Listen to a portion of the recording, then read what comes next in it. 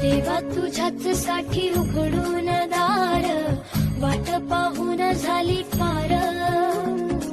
चिंता हरून देवा थकला असणार, देवाच्या खांद्यावर भार.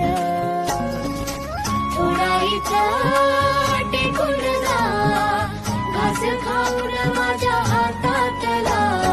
गणराया गणराया गणराया गणराया. देवा तुझ्याच साठी उघडून दार, वाट पाहून झाली पार. चिंता हरून देवा थकला असणार, देवाच्या खांद्यावर भार. थोडाईचा